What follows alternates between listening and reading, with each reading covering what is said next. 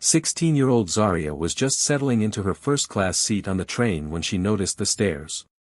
She had dressed modestly, hoodie, jeans, and sneakers, but that didn't stop the whispers or the judgmental looks.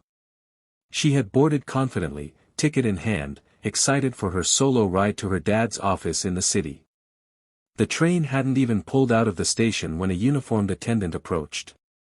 "Miss, this section is reserved for first-class passengers," the woman said firmly. Zarya blinked. "I have a first-class ticket." She held it out.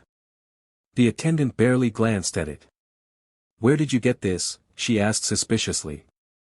"My dad bought it for me," Zarya replied, now uneasy as other passengers began watching.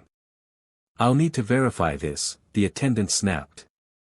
Without giving her a chance to explain, she waved over another staff member. Within minutes, Zarya was being ushered out of her seat like a criminal, escorted to standard seating in front of everyone. Her cheeks burned with shame as passengers muttered. Some smirked. Others shook their heads.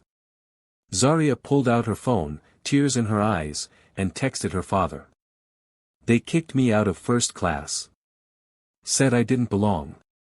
15 minutes later, at the next stop, the train doors opened, and in stepped a sharply dressed man with quiet authority. Her father. Derek Langston wasn't just any dad. He was the CEO of Langston Rail, the very company that owned the train line. He walked straight to the conductor, who now looked panicked. "Where is my daughter?" Derek asked coolly. Zarya stepped into the aisle. "I'm here, Dad." The staff's faces turned pale. "You humiliated my daughter because of how she looks." Derek's voice echoed.